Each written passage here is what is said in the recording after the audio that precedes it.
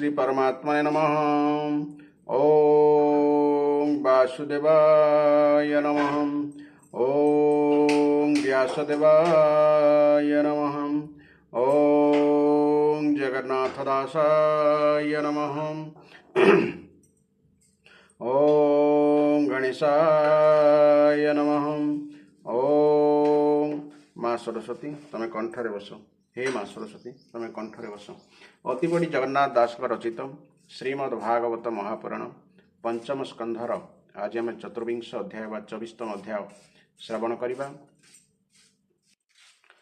यही अध्यायर प्रथम भाग रे पद्यांतरी एवं द्वितीय भाग रे व्याख्या में शुणा पाइबा। यही अध्याय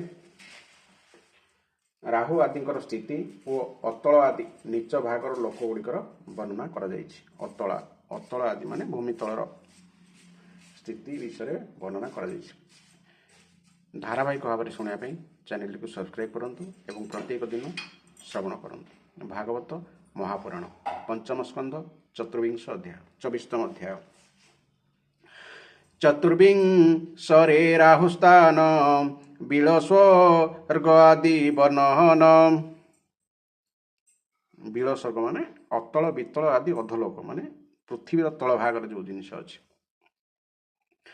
श्री शुक उवाच आदित्य ठारो अधमेले अयुत योजनर तले भ्रमआकारे राहुस्थिति एमंते एमंत के बा कहती स्वभावे सिंहिकानंदन एटिय सुर भोराजन जेणु प्रभोर कृपा होई अजरा मोर एहा देहि एहार जन्म कर्म मान पछेक हिबा हे राजन अधोभा गरे जे पड़ई तरणी मंडल हुई। तरणी मंडल माने सूर्य मंडल अयुत योजन विस्तार लोकरे ख्यात नृपवर द्वादश सहस्र योजन चंद्रमंडल परिमाण त्रयोदशसहस्र योजन राहुमंडल जे विस्तीर्ण वैरानु बंध भावित ही चंद्रसूर्यकु से ग्रास होई धामते बेगवंत होई ता देखी ब्रह्मांड गोसाई रक्षानी मन्ते सुदर्शन रखियो छन्ति भगवान चक्रर अति तेज पाई निकटु निवृत होई चकित होइण ताहार उद्वेग होई अंतर ताहाको उपराम नाम ताहाको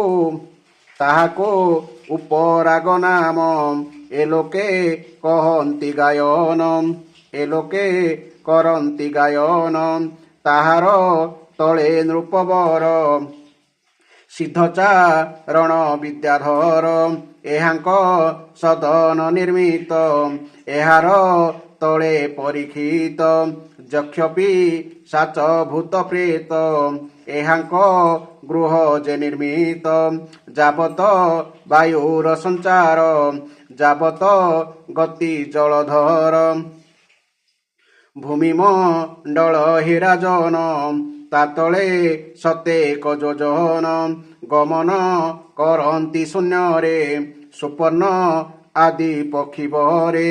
सुपर्ण माने गरुड़ पक्षी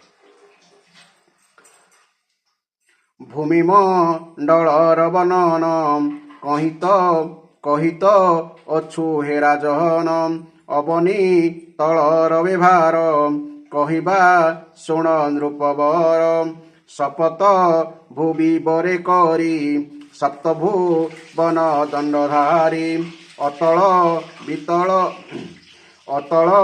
वितल सुतल तलातल जे महातल रसातल हे महिपाल सप्तमे विदित पाताल क्रमे अयुत योजन एक कर जे प्रमाण एक एकर अर्थात प्रत्येकर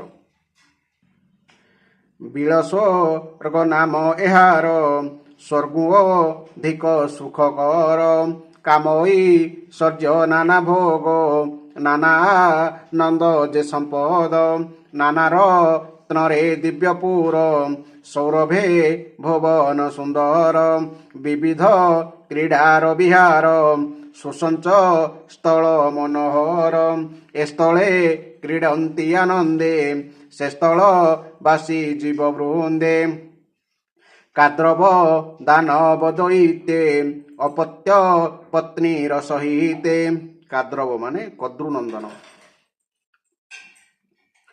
ମାୟାବୀ ମୟ ଦତ୍ୟ ଜହିଁ ନିର୍ମାଣ କରି ଯେ ଅଛଇ ନାନାମଣିରେ ଦିବ୍ୟପୁର ବିଚିତ୍ର ବୈଦୁର୍ଯ୍ୟର ଘର ସଭାଚ ତ୍ୱର ଯେ ଗୋପୁର ବିବିଧ ନାନା ମଣିଷାର ଚତ୍ୱର ମାନେ ଅଗଣା ଆଉ ଗୋପୁର ମାନେ ନଗର ଦ୍ୱାର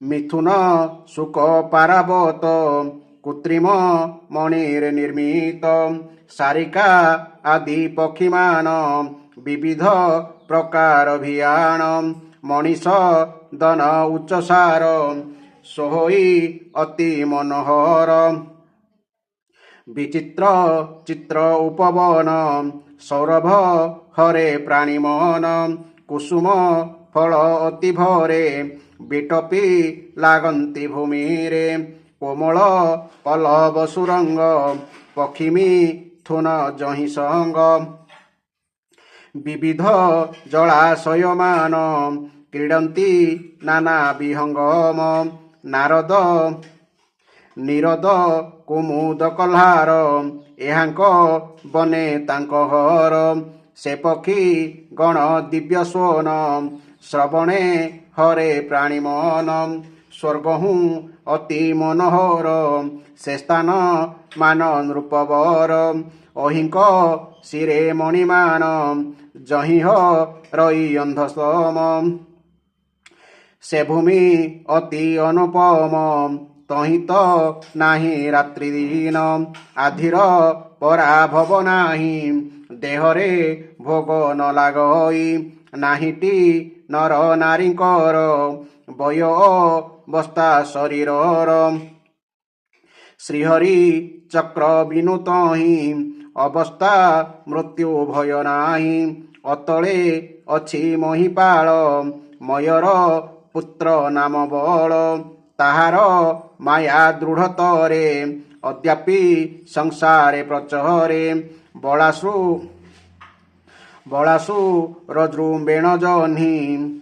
ବଳାସୁ ରଜୃମ୍ବେଣ ଜନ୍ମି ଶୈରିଣୀ ପୁଂଶ୍ଚଳି କାମିନୀ ଜୃମ୍ବେଣ ମାନେ ହାଇ ଦ୍ୱାରା ଆମେ ଯେଉଁ ହାଇ ମାରୁଛନ୍ତି ତାକୁ ଜୃମ୍ବଣ ବୋଲି ମଧ୍ୟ କହନ୍ତି ହାଟକ ନାମେ ମାୟାରସ ତାହାଙ୍କୁ ପିଅନ୍ତେ ପୁରୁଷ ଅୟୁତ ମହାଗଜବଳ ହୋଇ ତହୁଁ ପୁରୁଷର ବିଳାସ ଅବଲୋକନରେ ନାନା ପ୍ରକାରେ କ୍ରୀଡ଼ା କରେ ବିତଳେ ଶମ୍ଭୁ ଭଗବାନ ହାଟକେ ସ୍ୱର ତାଙ୍କ ନାମ ପ୍ରଜାପତି ସୃଷ୍ଟି ନିମନ୍ତେ ଅଛନ୍ତି ଭବାନୀ ସହିତେ ଏହାଙ୍କୁ ବୀର୍ଯ୍ୟୁ ଜାତ ହୋଇ ହାଟକି ନାମେ ନଦୀ ବହି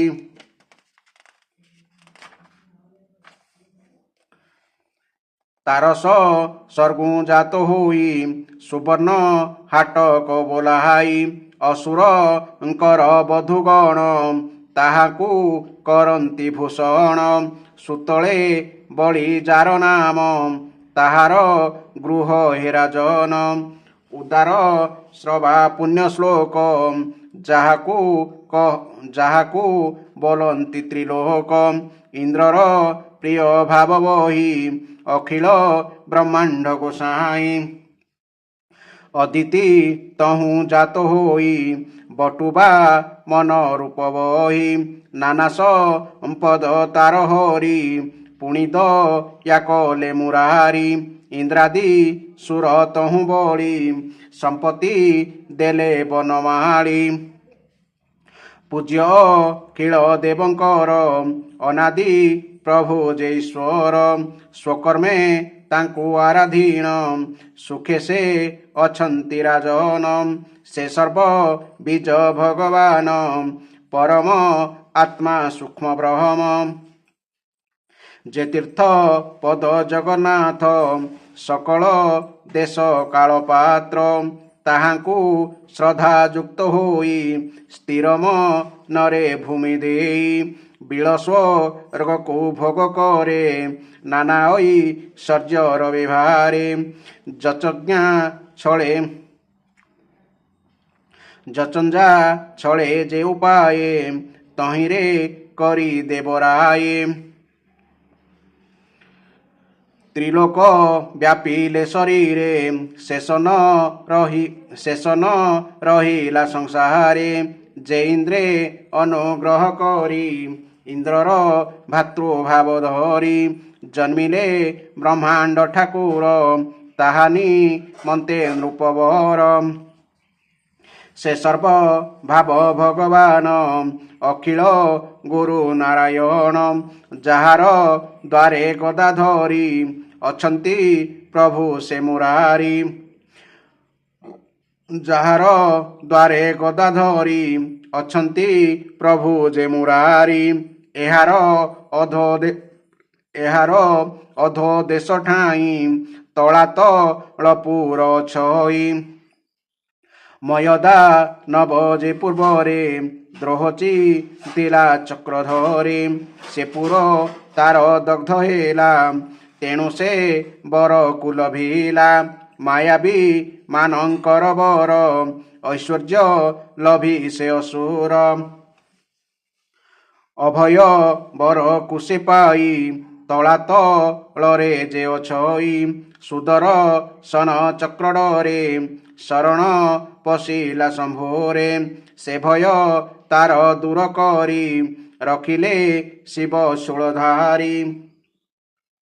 ନିର୍ଭୟ ହୋଇ ସେ ଦାନବ ସେ ସ୍ଥଳେ ଭୁଞ୍ଜଇ ବିଭବ ତାହାର ଅଧୋଭାଗ ଦିଶେ ମହାତଳ ପୁର ପ୍ରକାଶେ। ତହିଁରେ କାଦ୍ରବେୟ ଆଦି କ୍ରୋଧବ ସନାମ ପ୍ରସିଦ୍ଧି କୁହୁକ କାଳୀ ଅସୁଷେଣ ତକ୍ଷକ ପ୍ରଧାନ ଏମାନ ସୁଦୀର୍ଘ କାୟ ବଳବନ୍ତ ତହି ଅଛନ୍ତି ପରୀକ୍ଷିତ। ନିତ୍ୟ ବଇ ନତେୟର ଭୟେ ଉଦ୍ବେଗ ହୁଏ ତାଙ୍କ କାଏ। ଦାରାତ ନୟ ବନ୍ଧୁ ସଙ୍ଗେ ମତେ ବି ହରନ୍ତି ସେ ରଙ୍ଗେ। ତାହାର ତଳେ ମହିପାଳ ଯେ ପୁର ନାମ ରସାତଳ। ଦୈତ୍ୟଦା ନବପତିମାନ କବଚ କାଳେୟ ହିରଣ୍ୟ ଅତ୍ୟନ୍ତ ବଳବନ୍ତ ହୁଅନ୍ତି ଦେବକ ଦ୍ରୋହ ସେ ଚିନ୍ତନ୍ତି। ସକଳ ଲୋକର କାରଣ ମହାପୁରୁଷ ନାରାୟଣ ମହାନୁଭାବ ସେ ଯେ ହରି ତାହାଙ୍କ ଅତି ତେଜ ଭରି। ତାହାଙ୍କ ଅତି ତେଜ କରି ଗୃହୀତ ବଳ ସେ ଦାନବେ ସେ ସ୍ଥଳେ ଥାନ୍ତି ଉଦବେଗେ। ଇନ୍ଦ୍ରଦୂତୀର ବାକ୍ୟ ଶୁଣି ନିତ୍ୟ ଡରନ୍ତି ନୃପମଣି। ଆଚ୍ଛା, ଏଇ ଯେଉଁ ଇନ୍ଦ୍ରଦୂତୀର ବାକ୍ୟ ଶୁଣି ନିରତେ ଡରନ୍ତି ନୃପମଣିର ଅର୍ଥ କ'ଣ? ରସାତଳରେ ବାସ କରୁଥିବା ନିବାତ କବଚ କାଳୟ ଆଦି ଦୈତ୍ୟମାନେ ପଣି ନାମରେ ମଧ୍ୟ ଖ୍ୟାତ। ଏକଦା ଏହି ଦୈତ୍ୟମାନେ ପୃଥିବୀକୁ ବା ମତ ଅନ୍ତରେ ଦେବଧନୁକୁ ଚୋରାଇ ନେଇ ରସାତଳରେ ଲୁଚାଇ ରଖିଥିବା ବେଳେ ଦେବରାଜ ଇନ୍ଦ୍ର ଅନୁସନ୍ଧାନ ନିମନ୍ତେ ଶରମା ନାମ୍ନୀ ଏକ ଦୂତୀକୁ ପ୍ରେରଣ କଲେ। ଦୈତ୍ୟମାନେ ଶରମା ସଙ୍ଗେ ସନ୍ଧି କରିବାକୁ ଇଚ୍ଛା ପ୍ରକାଶ କରିବାରୁ ଶରମା ତାହା ପ୍ରତ୍ୟାଖ୍ୟାନ କରିବା ସହିତ ଇନ୍ଦ୍ରଙ୍କ ସ୍ତୁତି ଗାନ କରି କହିଲା, ହତା ଇନ୍ଦ୍ରେଣ ପ୍ରଣୟ ସ୍ୱୋଦୟମ୍ ଅର୍ଥାତ୍ ହେ ପଣିଗଣ ତୁମ୍ଭେମାନେ ଇନ୍ଦ୍ରଙ୍କ ହସ୍ତରେ ନିହତ ହୋଇ ଧରାଶାୟୀ ହେବ। ଶରମାର ଏହି ବାକ୍ୟ ହେତୁ ସେମାନେ ସର୍ବଦା ଇନ୍ଦ୍ରଙ୍କୁ ଭୟ କରନ୍ତି। ଏହାର ତଳେଟି ପାତାଳ ତହିଁ ଅଛନ୍ତି ନାଗବଳ ବାସୁକି ଆଦି ନାଗବଳ ଶଙ୍ଖକୁଳିକ ଯେ କମ୍ବଳ ମହାଶଙ୍ଖ ଯେ ଆର ଶ୍ଵେତ ଧନଞ୍ଜୟ ଯେ ଦେବଦତ୍ତ ଧୃତରାଷ୍ଟ୍ର ଯେ ଶଙ୍ଖଚୂଡ଼ ଯେ ମହାଭୋଗୀ ଅଶ୍ୱତର ମହାଭୋଗୀ ମାନେ ବିଶାଳ ଫଣାଧାରୀ ସର୍ପ ଯିଏକି ପାତାଳରେ ଅଛନ୍ତି ଆଉ ପୃଥିବୀକୁ ଟେକି ଧରିଛନ୍ତି। ଏ ଯେତେ ମହାଭୋଗୀମାନେ ବସନ୍ତି ପାତାଳ ଭୁବନେ ପଞ୍ଚଶପତ ଦଶ ଶିର ଅନେକ ଫଣା ତାହାଙ୍କର ଏହାଙ୍କ ମହାମଣିମାନ ପ୍ରକାଶେ ଆଦିତ୍ୟ ଦେଶନ ପାତାଳ ବିବରତି ମୀର ସ୍ୱତେ ଯେ କରନ୍ତି ଯେ ଦୂର ରାଜନ ଶପଥ ପାତାଳ କହିଲୁ ଯେ ଝାଁ ବାସସ୍ଥଳ ପଞ୍ଚମ ସ୍କନ୍ଧେ ଏବନନ ସୁଜନେ ସାବଧାନେ ଶୁଣ କୃଷ୍ଣ ଚରଣେ ମନ ଦିଅ ସୁଜନେ ନିତ୍ୟେ ଏହା ଗାଅ କୃଷ୍ଣ ପଦାର ବିନ୍ଦରସ ସ୍ନେହରେ କର ଏହା ଗ୍ରାସ କହଇ ଜଗନ୍ନାଥ ଦାସ ଶ୍ରୀ ଭାଗବତ ସୁଧାରସ इति श्रीमद्भागवते महापुराणे परमहंस संहितायां पंचम स्कंधे विवरतोलपवर्णनं नाम चतुर्विंशोऽध्यायः।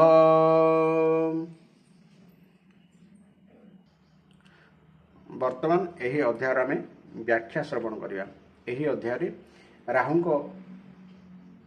राहु केतु आदि स्थिति कथा वर्णना करा जायछि एवं आमे जो मध्यलोक बास करछन्ति पृथ्वीर मध्यलोक यही मध्यलोक तल भाग विषय किए केउठी केमिति अछंती और काहीकि अछंती ता विषय वर्णना करा जायछि। अर्थात अतल वितल सुतल तलातल महितल रसातल और पाताल यही सातटी तल विषय एठी वर्णना करा जायछि। याकु जदि भल भाव शुणिबे तेबे भूमितलर लोकों कथा मध्य बुझी पारिबे।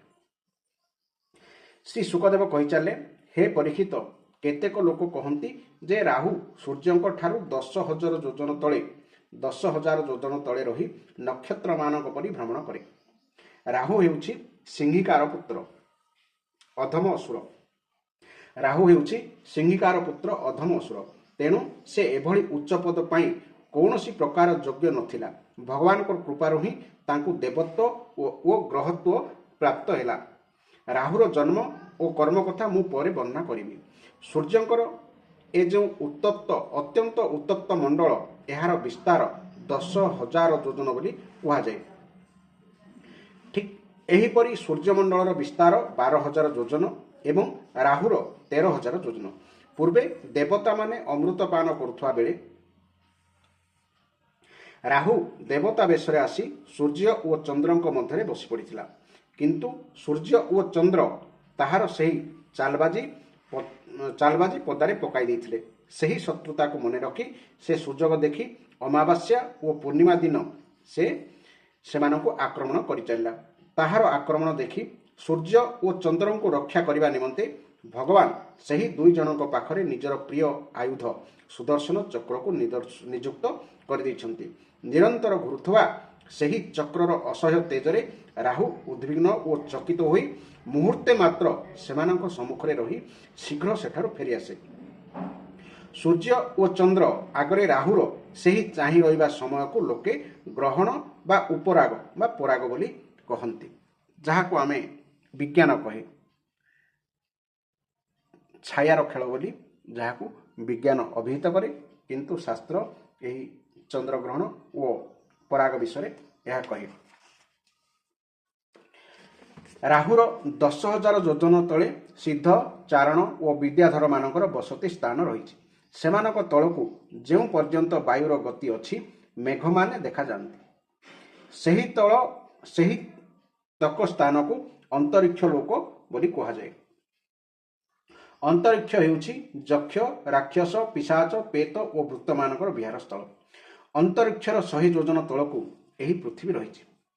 हंस शागुणा बाज और गरुड़ आदि ପ୍ରଧାନ ପ୍ରଧାନ ପକ୍ଷୀମାନେ ଯେଉଁ ପର୍ଯ୍ୟନ୍ତ ଉପରକୁ ଉଡ଼ି ଯାଇପାରନ୍ତି ପୃଥିବୀର ବାୟୁମଣ୍ଡଳର ସୀମା ସେହି ପର୍ଯ୍ୟନ୍ତ।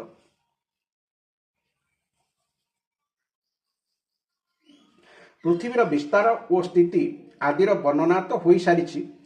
ପୃଥିବୀର ତଳେ ଅତଳ, ବିତଳ, ସୁତଳ, ତଳାତଳ, ମହାତଳ, ରସାତଳ ଓ ପାତାଳ ନାମକ 7ଟି ଭୂବିବର ବା ଭୂଗର୍ଭସ୍ଥିତ ବିଳ ବା ଲୋକ ରହିଛି।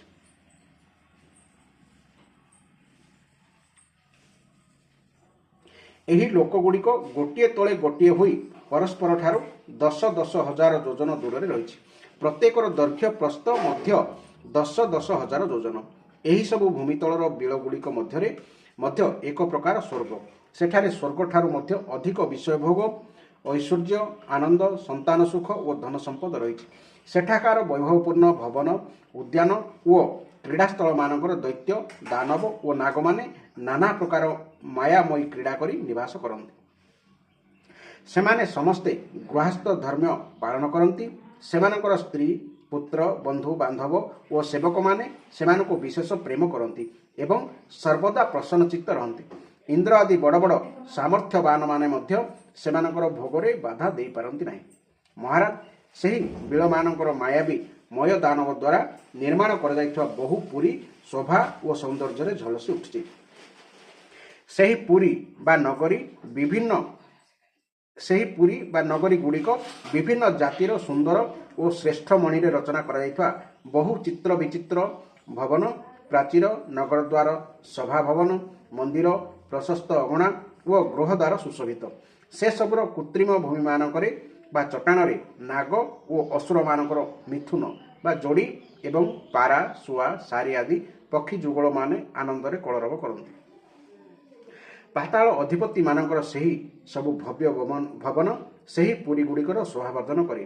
ସେଠାକାର ବାଗ ବଗିଚା ମଧ୍ୟ ଶୋଭା ସୌନ୍ଦର୍ଯ୍ୟରେ ଦେବଲୋକର ବାଗ ବଗିଚାକୁ ବଳିଯାଆନ୍ତି।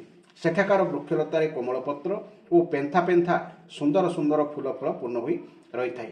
ବଡ଼ ବଡ଼ ବୃକ୍ଷମାନଙ୍କର ନାନା ଜାତିର ସୁନ୍ଦର ଲତା ମାଡ଼ିଥାଏ। ସେଠାରେ ଥିବା ନିର୍ମଳ ଜଳାଶୟମାନଙ୍କର ବିଭିନ୍ନ ପ୍ରକାର ପକ୍ଷୀ ଯୋଡ଼ି ଯୋଡ଼ି ହୋଇ ବିହାର କରୁଥାନ୍ତି। ଏପରି ବୃକ୍ଷଲତା ଓ ଜଳାଶୟ ହେତୁ ଉଦ୍ୟାନଗୁଡ଼ିକର ଶୋଭା ଆହୁରି ବଢ଼ିଯାଏ। ଜଳାଶୟମାନଙ୍କରେ ରହୁଥିବା ମାଛମାନେ କ୍ରୀଡ଼ା କରୁଥିବା ସମୟରେ ଯେତେବେଳେ ଖୁସିରେ ଡେଇଁ ପଡ଼ନ୍ତି ସେତେବେଳେ ଜଳରାଶି ଚହଲିଯାଏ ଏବଂ ତା ସହିତ ସେଥିରେ ଫୁଟିଥିବା କମଳ, କୁମୁଦ, କୁବଳୟ, କହ୍ଲାର, ନୀଳକୂଳ, ରକ୍ତକମଳ, ଶତପତ୍ର କମଳ ଆଦି ଫୁଲଗୁଡ଼ିକ ମଧ୍ୟ ହଲି ଉଠନ୍ତି। ସେହି ସବୁ ପଦ୍ମବନରେ ରହୁଥିବା ପକ୍ଷୀମାନେ ଅବିରାମ କ୍ରୀଡ଼ା କୌତୁଳ କରି ନାନା ପ୍ରକାର ମଧୁର କଳରବ କରୁଥାନ୍ତି। ସେହି କଳରବ ଅତ୍ୟନ୍ତ ଇନ୍ଦ୍ରିୟ ସୁଖଦାୟୀ ହୋଇଥାଏ। ସେହି ଆହ୍ଲାଦରେ ସମସ୍ତ ଇନ୍ଦ୍ରିୟ ଉତ୍ସବମୁଖର ହୋଇଯାଆନ୍ତି। ସେଠାରେ ସୂର୍ଯ୍ୟକିରଣ ପ୍ରବେଶ କରେ ନାହିଁ, ତେଣୁ ଦିନ ରାତି ଆଦି ସମୟ ବିଭାଗର କୌଣସି ଭୟ ବି ଜଣାପଡ଼େ ନାହିଁ। ବଡ଼ ବଡ଼ ନାଗମାନଙ୍କର ମଥାର ମଣି ହିଁ ସେଠାକାର ଅନ୍ଧକାର ଦୂର କରିଦିଏ। ସେଠାକାର ନିବାସୀମାନେ ଦିବ୍ୟ ଶସ୍ୟ, ରସ, ରସାୟନ, ଅନ୍ନ, ପାନୀୟ ଆଦି ସେବନ କରନ୍ତି। ତା ଫଳରେ ସେମାନଙ୍କୁ କୌଣସି ମାନସିକ ବା ଶାରୀରିକ ରୋଗ ହୁଏ ନାହିଁ କି ଚର୍ମ ଲୋଳିଯିବା, କେଶ ପାଚିଯିବା, ବାର୍ଦ୍ଧକ୍ୟ ଆସିଯିବା, ଦେହର କାନ୍ତି ନିଷ୍ପ୍ରଭ ହୋଇଯିବା, ଶରୀରରୁ ଦୁର୍ଗନ୍ଧ ବାହାରିବା, ଝାଳ ବୋହିବା, କ୍ଳାନ୍ତି ଲାଗିବା ଅଥବା ଶିଥିଳତା ଆସିଯିବା, ବୟସ ଗଡ଼ିଯିବା, ଶରୀରର ସ୍ୱାସ୍ଥ୍ୟ ବଦଳିଯିବା ଇତ୍ୟାଦି ବିକାର ପ୍ରଭାବିତ କରିପାରେ ନାହିଁ। ସେମାନେ ସର୍ବଦା ସୁନ୍ଦର, ସୁସ୍ଥ, ଯୁବକ ଓ ଶକ୍ତି ସମ୍ପନ୍ନ ହୋଇ ରହନ୍ତି। ସେହି ପୁଣ୍ୟ ପୁରୁଷମାନଙ୍କର ମୃତ୍ୟୁ ଭଗବାନଙ୍କର ତେଜ ରୂପ ସୁଦର୍ଶନ ଚକ୍ର ପ୍ରୟୋଗ ବ୍ୟତୀତ ଅନ୍ୟ କୌଣସି ଉପାୟରେ ହୁଏ ନାହିଁ। ସୁଦର୍ଶନ ଚକ୍ର ଦେଖିଲା ମାତ୍ରେ ଅସୁରମଣିମାନଙ୍କର ଗର୍ଭସ୍ରାବ ଓ ଗର୍ଭପାତ ହୋଇଯାଏ। ଅତଳ ଲୋକରେ ମୟ ଦାନବର ପୁଅ ବଳ ନାମକ ଅସୁର ରହି ସେ 96 ପ୍ରକାର ମାୟା ସୃଷ୍ଟି କରିଛି। ସେଥିରୁ କେତୋଟି ମାୟା କୌଶଳ ଆଜି ବି କେତେକ ମାୟାବୀ ଲୋକେ ଜାଣନ୍ତି। ଥରେ ସେ ଏପରି ଏକ ହାଇ ମାରିଦେଲା ଯେ ତା ମୁହଁରୁ ଶୈରିଣୀ ବା କେବଳ ନିଜ ଜାତିର ପୁରୁଷଙ୍କ ସହିତ ରମଣ କରୁଥିବା ସ୍ତ୍ରୀ ବା କାମିନୀ, ଅନ୍ୟ ଜାତିର ପୁରୁଷଙ୍କ ସହିତ ମଧ୍ୟ ସମାଗମ କରୁଥିବା ସ୍ତ୍ରୀ। ଶୈରିଣୀର ଅର୍ଥ କେବଳ ନିଜ ଜାତିର ପୁରୁଷଙ୍କ ସହିତ ରମଣ କରୁଥିବା ସ୍ତ୍ରୀ, କାମିନୀ, ଅନ୍ୟ ଜାତିର ପୁରୁଷଙ୍କ ସହିତ ମଧ୍ୟ ସମାଗମ କରୁଥିବା ସ୍ତ୍ରୀ ବା ପୁଂଶ୍ଚଳୀ, ଅତ୍ୟନ୍ତ ଚଞ୍ଚଳ ସ୍ୱଭାବର ସ୍ତ୍ରୀ। ଏହି ତିନି ପ୍ରକାରର ସ୍ତ୍ରୀ ଉତ୍ପନ୍ନ ହୋଇଗଲେ। ଥରେ ସେ ଏପରି ଏକ ହାଇ ମାରିଦେଲେ ଯେ ତା ମୁହଁରୁ ଶୈରିଣୀ ମାନେ କେବଳ ନିଜ ଜାତିର ପୁରୁଷଙ୍କ ସହିତ ରମଣ କରୁଥିବା ସ୍ତ୍ରୀ, କାମିନୀ ହେଲା ଅନ୍ୟ ଜାତିର ପୁରୁଷଙ୍କ ସହିତ ମଧ୍ୟ ସମାଗମ କରୁଥିବା ସ୍ତ୍ରୀ, ପୁଂଶ୍ଚଳୀ ଅତ୍ୟନ୍ତ ଚଞ୍ଚଳ ସ୍ୱଭାବର ସ୍ତ୍ରୀ, ଏପରି ତିନି ପ୍ରକାର ସ୍ତ୍ରୀ ଉତ୍ପନ୍ନ ହୋଇଗଲେ।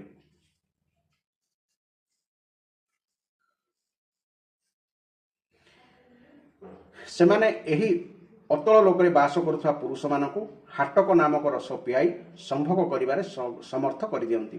ତାପରେ ସେମାନଙ୍କ ସହିତ ନିଜର ହାବ ଭାବମୟୀ ଚାହାଣୀ, ପ୍ରେମମୟୀ ମୃଦୁହାସ, ପ୍ରେମାଳପ ଓ ଆଲିଙ୍ଗନ ଆଦି ଦ୍ୱାରା ରମଣ କରନ୍ତି। ସେହି ହାଟକ ରସ ପିଇଦେଲେ ମନୁଷ୍ୟ ମଦାନ୍ଧ ହୋଇଯାଏ ଓ ନିଜକୁ 10,000 ହାତୀଙ୍କ ସମାନ ବଳବାନ ମନେକରି ମୁଁ ଈଶ୍ୱର, ମୁଁ ସିଦ୍ଧ ବୋଲି ବଡ଼ ବଡ଼ କଥା କହିବାକୁ ଲାଗେ। ତା ତଳେ ଥିବା ବିତଳ ଲୋକରେ ଭଗବାନ ହାଟକେଶ୍ୱର ନାମକ ମହାଦେବ ତାଙ୍କର ପାର୍ଷଦ ଭୂତଗଣଙ୍କ ସହିତ ରହନ୍ତି। ସେ ପ୍ରଜାପତିଙ୍କ ସୃଷ୍ଟିର ବୃଦ୍ଧି ନିମନ୍ତେ ସେଠାରେ ଭବାନୀଙ୍କ ସହିତ ବିହାର କରନ୍ତି। ସେହି ଭବାନୀଙ୍କ ତେଜରୁ ସେଠାରେ ହାଟକୀ ନାମରେ ଏକ ଶ୍ରେଷ୍ଠ ନଦୀ ଉତ୍ପନ୍ନ ହୋଇଛି। ବାୟୁ ଦ୍ୱାରା ପ୍ରଜ୍ୱଳିତ ହେଉଥିବା ଅଗ୍ନି ବଡ଼ ଉତ୍ସାହର ସହିତ ସେହି ନଦୀର ଜଳ ପିଅନ୍ତି। ଜଳ ପିଇ ତାଙ୍କ ମୁଖରୁ ଯେଉଁ ଫେଣ ବା ତରଳ ଦ୍ରବ୍ୟ ବା ଲାଳ ଇତ୍ୟାଦି ବାହାରେ ତାହାର ଘନ ହୋଇ ହାଟକ ନାମକ ସୁନାରେ ପରିଣତ ହୋଇଯାଏ। ଦୈତ୍ୟରାଜମାନଙ୍କର ଅନ୍ତଃପୁରର ସ୍ତ୍ରୀ ପୁରୁଷମାନେ ସମସ୍ତେ ସେହି ସୁନାର ଆଭୂଷଣ ପିନ୍ଧନ୍ତି। ବିତଳ ତଳେ ରହିଛି ସୁତଳ ଲୋକ। ସେଠାରେ ମହାଯଶସ୍ୱୀ ପବିତ୍ର କୀର୍ତ୍ତି ବିରୋଚନ ପୁତ୍ର ବଳି ରହନ୍ତି। ଯେଉଁ ବଳିକୁ ଭଗବାନ ଚାପି ଦେଇଥିଲେ, ଚାପି ଦେଲା ପରେ ଭଗବାନ ତାଙ୍କୁ ବଳିଙ୍କୁ ଏହି ଲୋକରେ ସ୍ଥାନ ଦେଇଛନ୍ତି। ଇନ୍ଦ୍ରଙ୍କୁ ଖୁସି କରିବା ନିମନ୍ତେ ଭଗବାନ ଅଦିତିଙ୍କ ଗର୍ଭରୁ ବଟୁ ବାମନ ରୂପରେ ଅବତୀର୍ଣ୍ଣ ହୋଇ ବଳିଙ୍କ ଠାରୁ ତିନି ଲୋକର ଆଧିପତ୍ୟ ଛଡ଼ାଇ ନେଇଥିଲେ ଏବଂ ସେହି ଭଗବାନଙ୍କ କୃପାରୁ ହିଁ ବଳି ଉକ୍ତ ସୁତଳ ଲୋକରେ ପ୍ରବେଶ କଲେ। ସେଠାରେ ବଳିଙ୍କୁ ଯେଉଁ ଉତ୍କୃଷ୍ଟ ସମ୍ପତ୍ତି ମିଳିଛି ସେପରି ସମ୍ପତ୍ତି ଇନ୍ଦ୍ରଙ୍କର ମଧ୍ୟ ନାହିଁ। ତେଣୁ ସେହି ପୂଜ୍ୟତମ ପ୍ରଭୁଙ୍କ ନିଜର ଧର୍ମ ଆଚରଣ ଦ୍ୱାରା ଆରାଧନା କରି କରି ଆଜି ବି ସେଠାରେ ନିର୍ଭୟରେ ରହିଛନ୍ତି। ହେ ରାଜନ, ସକଳ ଜୀବଙ୍କର ନିୟନ୍ତା ଏବଂ ଆତ୍ମସ୍ୱରୂପ ପରମାତ୍ମା ଭଗବାନ ବାସୁଦେବଙ୍କର ପୂଜ୍ୟତମ ଓ ପବିତ୍ରତମ ପାତ୍ର ଆସିଯିବାରୁ ତାହାଙ୍କୁ ବଳି ପରମ ଶ୍ରଦ୍ଧା ଓ ଆଦରର ସହିତ ସ୍ଥିର ଚିତ୍ତରେ ଯେଉଁ ଭୂମିଦାନ କରିଥିଲେ, ଏତାଦୃଶ ସୁତଳ ଲୋକର ଐଶ୍ୱର୍ଯ୍ୟ ପ୍ରାପ୍ତି ହୋଇଯିବାଟା ସେହି ଦାନର ମୁଖ୍ୟ ଫଳ ହୋଇ ନପାରେ। ଏହି ଐଶ୍ୱର୍ଯ୍ୟ ତ ଅନିତ୍ୟ, କିନ୍ତୁ ଯେଉଁ ମହତ୍ ଭାବନାରେ ସେହି ଭୂମିଦାନ କରାଯାଇଥିଲା ତାହା ଫଳରେ ସେହି ଦାନ ସାକ୍ଷାତ ମୋକ୍ଷର ହିଁ ଦ୍ୱାର ହୋଇଗଲା।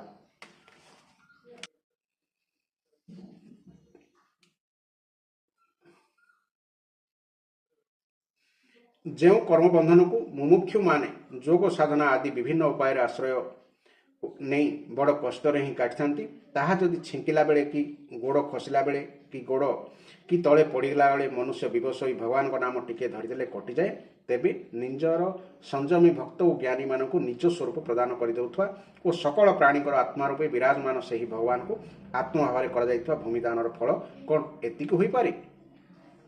ଯଦି ବଳିଙ୍କର ସର୍ବସ୍ୱ ଦାନ ବଦଳରେ ଭଗବାନ ତାଙ୍କୁ କେବଳ ଭଗବତ ବିସ୍ମୃତି କରାଇ ଦେଉଥିବା ଏହି ମାୟାମୟ ଭୋଗ ଓ ଐଶ୍ୱର୍ଯ୍ୟ ଦେଲେ ବୋଲି କହିବା, ତେବେ ଏହାକୁ ତାହାଙ୍କ କୌଣସି ଅନୁଗ୍ରହ ଭାବରେ ଗଣାଯିବ ନାହିଁ।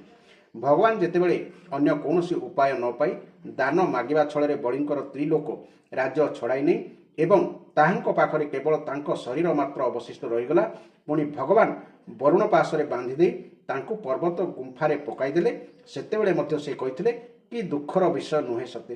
ଏତେ ବଡ଼ ଐଶ୍ୱର୍ଯ୍ୟଶାଳୀ ଇନ୍ଦ୍ର ବିଦ୍ୱାନ ହୋଇ ମଧ୍ୟ ନିଜର ପ୍ରକୃତ ସ୍ୱାର୍ଥ ସିଦ୍ଧ କରିବାରେ କୁଶଳ ନୁହନ୍ତି। ସେ ସମ୍ମତି ନେବା ନିମନ୍ତେ ବୃହସ୍ପତିଙ୍କ ଭଳି ଜ୍ଞାନୀ ଗୁରୁଙ୍କୁ ଏକାନ୍ତ ପରାମର୍ଶଦାତା କଲେ। ପୁଣି ତାଙ୍କୁ ଅବହେଳା କରି ସାକ୍ଷାତ ଶ୍ରୀ ବିଷ୍ଣୁ ଭଗବାନଙ୍କ ଆଶ୍ରୟ ମଧ୍ୟ ନେଲେ। ତଥାପି ପ୍ରଭୁଙ୍କ ଚରଣର ଦାସ ହୋଇ ରହିବାକୁ ପ୍ରାର୍ଥନା ନ କରି ତାହାଙ୍କ ଦ୍ୱାରା ସେଠାରୁ ନଶ୍ୱର ଭୋଗ ଓ ତୁଚ୍ଛ ସମ୍ପତ୍ତି ହିଁ ମାଗିନେଲେ। ଏହି ତ୍ରିଲୋକ ତ କେବଳ ଗୋଟିଏ ମନନ୍ତର ପର୍ଯ୍ୟନ୍ତ ରହିବ। ମନନ୍ତରଟିଏ ତ ହେଉଛି ଅନନ୍ତ କାଳର ଗୋଟିଏ ଅଂଶ ମାତ୍ର। ଭଗବାନଙ୍କର କିଙ୍କର ହୋଇ ରହିବାର ମହାନତା ତୁଳନାରେ ଏସବୁ ତୁଚ୍ଛ ଭୋଗର ମୂଲ୍ୟ ବା କେତେ? ମୋର ପିତାମହ ପ୍ରହ୍ଲାଦ କିପରି ମହାନତା ପ୍ରକାଶ କରିଥିଲେ ଦେଖ। ତାଙ୍କ ପିତା ହିରଣ୍ୟକଶିପୁଙ୍କୁ ଭଗବାନ ମାରିଦେବା ପରେ ମଧ୍ୟ ସେ ବର ରୂପେ ଭଗବାନଙ୍କର ସେବା ହିଁ ମାଗିଲେ।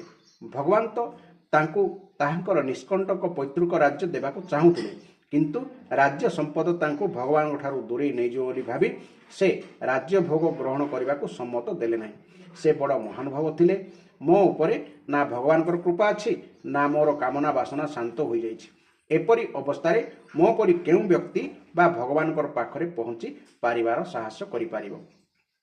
ହେ ରାଜନ, ଏହି ବଳି ରାଜାଙ୍କ ଚରିତ ମୁଁ ଆପଣଙ୍କୁ ପରେ ବା ଅଷ୍ଟମ ସ୍କନ୍ଧରେ ବିସ୍ତାରିତ ଭାବରେ କହିବି। ନିଜ ଭକ୍ତମାନଙ୍କ ପ୍ରତି ଭଗବାନଙ୍କର ହୃଦୟ ସର୍ବଦା ଦୟାରେ ପୂର୍ଣ୍ଣ ହୋଇ ରହିଥାଏ। ତେଣୁ ଅଖିଳ ଜଗତର ପରମ ପୂଜନୀୟ ଗୁରୁ ଭଗବାନ ନାରାୟଣ ସ୍ୱହସ୍ତରେ ଗଦା ଧରି ସୁତଳ ଲୋକରେ ରାଜା ବଳିଙ୍କ ଦ୍ୱାରରେ ସର୍ବଦା ସ୍ୱୟଂ ଉପସ୍ଥିତ ରହନ୍ତି।